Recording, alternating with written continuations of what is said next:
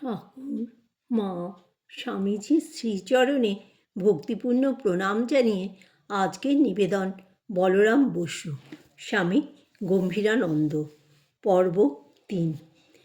শ্রীরামকৃষ্ণদেবের কলকাতায় প্রথম শুভাগমন হইতে সাধন অবস্থা শেষ হইয়া কিছুকাল পর্যন্ত 14 বৎসর তাহার সেবায় নিযুক্ত ছিলেন প্রথম রসদদার মথুরানাথ।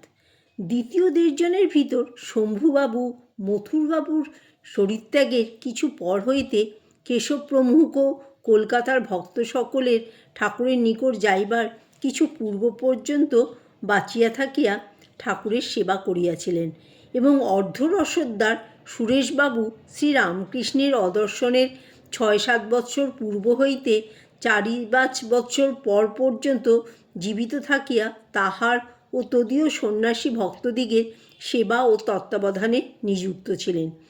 আমাদের প্রসঙ্গোক্ত বলরামবাবু ও যে আমেরিকাবাসিনী মহিলা মিসেস সারাসি বুল শ্রী বিবেকানন্দ স্বামীজিকে বেলুর মঠ স্থাপনে বিশেষ সহায়তা করেন, তাহারাই কি এই 1.5 জন?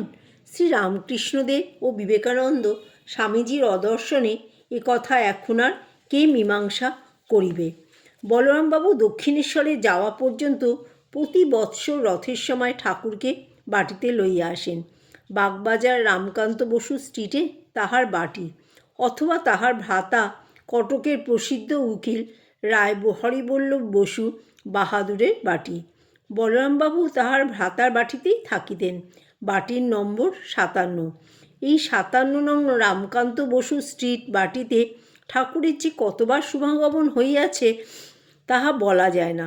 কত লোকে যে এখানে ঠাকুরকে দর্শন করিয়া ধন্য হইয়াছে তাহার ইয়ত্তা কে করিবে? দক্ষিণেশ্বরের কালীবাড়িকে ঠাকুর কখনো কখনো মা কালীর কেল্লা বলিয়া নির্দেশ করিতেন।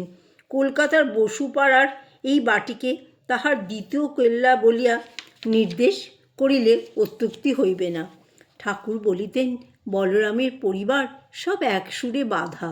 কর্তাগিন্নি হইতে বাটির ছোট ছোট মেয়েগুলি পর্যন্ত সকলেই ঠাকুরের ভক্ত। ভগবানের নাম না করিয়া জল গ্রহণ করে না এবং পূজা পাঠ, সাধু সেবা, সদ্বিষয়ে দান প্রভৃতিতে সকলেরই সমান অনুরাগ। পূর্বেই বলিয়াছি, এ বাটিতে শ্রী শ্রী জগন্নাথ দেবের সেবা ছিল, কাজেই রথের সময় রথ টানাও হইত। কিন্তু সকলেই ভক্তির ব্যাপার, বাহিরের আড়ম্বর কিছুই নাই।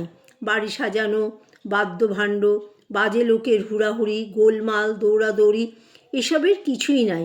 ছোট একখানি রথ বাহির বাটির দোতলার চকমেলান বারান্দার চারদিকে ঘুরিয়া ঘুরিয়া টানা হইত। একদল কীর্তনিয়া আসিত, তাহারা সঙ্গে সঙ্গে কীর্তন করিত, আর ঠাকুর ও তার ভক্তগণ ওই কীর্তনে যোগদান করিতেন। এই রূপে কয়েক ঘণ্টা কীর্তনের পর শ্রী শ্রী জগন্নাথ দেবের ভোগ দেওয়া হইত এবং ঠাকুরের সেবা হইলে ভক্তেরা সকলে প্রসাদ পাইতেন। তারপর অনেক রাত্রে এই আনন্দের হাট ভাঙিত এবং ভক্তেরা 2-4 জন ব্যতীত যে যার বাটিতে চলিয়া যাইতেন। পরিচয়ের প্রথম অবস্থায় শ্রীরামকৃষ্ণ ও বলরামের একদিনের মিলনের যে চিত্র কথামৃতকার অঙ্কিত করিয়াছেন, উহা যেরূপ চিত্তাকর্ষক, বলরামের আচরণও তদ্রূপ মনোমুগ্ধকর। ওই একটি ঘটনাতেই যেন পাই বলরামের চরিত্রের অনুপম অবদ্যোতনা। 1882 আগস্ট মাস। বিদ্যাসাগর ভবনে দীর্ঘ সময় ভগবত প্রসঙ্গে কাটাইয়া শ্রীরামকৃষ্ণ দক্ষিণেশ্বরে গমনের জন্য ভক্তদের সঙ্গে সিঁড়ি দিয়া নামিতেছেন। একজন ভক্ত হাত ধরিয়া আছেন। বিদ্যাসাগর স্বজন সঙ্গে আগে আগে যাইতেছেন, হাতে বাতি। শ্রাবণ কৃষ্ণা ষষ্ঠী, তখনও চাঁদ ওঠে নাই। তমসাবৃত উদ্যানভূমির মধ্য দিয়া সকলে বাতির ক্ষীণালোক লক্ষ্য করিয়া ফটকের দিকে আসিতেছেন। ফটকের কাছে পৌঁছিলে সকলে একটি সুন্দর দৃশ্য দেখিয়া দাঁড়াইয়া পড়িল।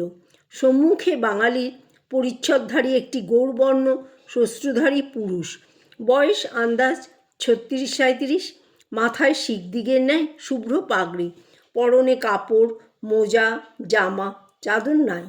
পুরুষটি শ্রীরামকৃষ্ণকে দর্শন মাত্র মাটিতে উষ্ণীর সমেত মস্তক অবলুণ্ঠিত করিয়া ভূমিষ্ঠ প্রণাম করিলেন। তিনি উঠিলে ঠাকুর বলিলেন, বলরাম, তুমি এত রাত্রে? বলরাম সহাস্যে বললেন, আমি অনেকক্ষণ এসেছি, এখানে দাঁড়িয়েছিলাম। শ্রীরামকৃষ্ণ ভিতরে কেন যাও নাই? বলরাম বললেন, আজ্ঞা, সকলে আপনার কথাবার্তা শুনছেন, মাঝে গিয়ে বিরক্ত করা। এই বলিয়া বলরাম হাসিতে লাগিলেন। অতঃপর ঠাকুর মিষ্ট ভাষে নিরভিমান ও অনুগত ভক্তকে বিদায় দিয়া গাড়িতে উঠিয়া দক্ষিণেশ্বরে চলিলেন। ইহার পরে আমরা বলরামের আর একবার সাক্ষাৎ পাই 1882 খ্রিস্টাব্দে 24শে অক্টোবর দক্ষিণেশ্বরে শ্রীরামকৃষ্ণের কক্ষে। ওই দিন কথামৃতকার যদিও লিখিয়াছেন বলরাম নূতন আসিতেছেন, তথাপি মনে রাখিতে হইবে যে তাহার যাতায়াত প্রকৃতপক্ষে আরম্ভ হয় ওই বৎসরের প্রারম্ভে কিংবা পূর্ব বৎসরের শেষে, ইহা কথামৃতেই উল্লিখিত আছে। তবে স্বকীয় বিনয় নম্র স্বভাববশত বলরাম দীর্ঘকাল গমনাগমন করিলেও সাধারণের দৃষ্টির বাহিরেই থাকিতেন। বস্তুত 1882 11ই মার্চ ঠাকুরকে বলরাম ভবনে আনন্দোৎসব করিতে দেখিয়া ওই কথারই সমর্থন পাই এবং ওই দিনই বলরামের আত্মগোপনেরও পরিচয় লাভ করি। ওই দিন কথামৃতকার লিখিয়াছে, এইবার ভক্তেরা বারান্দায় বসিয়া প্রসাদ পাইতেছেন। দাসের ন্যায় বলরাম দাঁড়াইয়া আছেন, দেখিলে বোধ হয় না তিনি এই বাড়ির কর্তা। জয় ঠাকুর, জয় মা, জয় স্বামীজি।